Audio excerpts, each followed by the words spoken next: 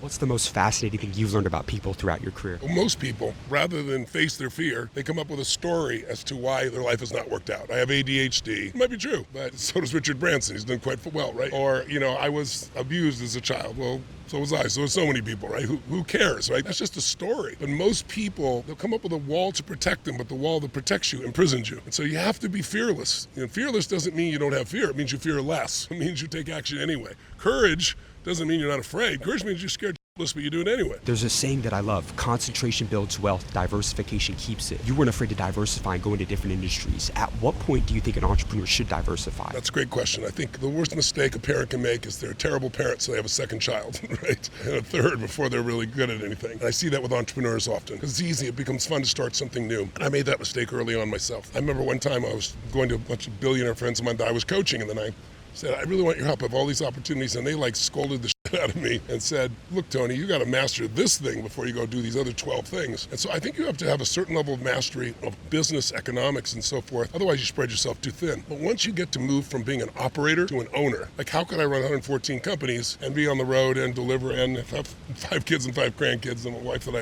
adore and so forth? It's not possible unless you really know how to leverage yourself. So I know how to recruit great leaders. I know how to scale things. I know how to be extremely strategic. And so if you can scale and you're strategic and you hire the right people, that's how you get the job done. But running around and doing it yourself and just the whole hustle culture, I believe hustle culture is a useful thing to start things out. But then you need strategy. And I think you got to be really smart about not dividing your interest into there. How old are you now? 65, about to be 66. Tony, if me and you died tomorrow and you had one more message to leave with the younger generation, what would that be? I'd say be relentless. Become the creator of your own life. Don't settle for less than you can be or do or create or give, no matter how hard it gets. Obviously, it's hard. There's nobody who's got great success in their life, or great fulfillment, even more importantly, who hasn't been pushed to the edge multiple times. But it's the person that just won't give up, who keeps moving forward, and the person who's found something they care about more than themselves. I think that's the most important thing. I don't care if it's your kids or it's your family, if it's your business, it's your mission. If there's something you care about more than you, you're going to have enormous energy for the rest of your life. If it's just about you, you don't need that much to fulfill your basic needs. And so you'll eventually burn out. But if it's about something larger than yourself, man,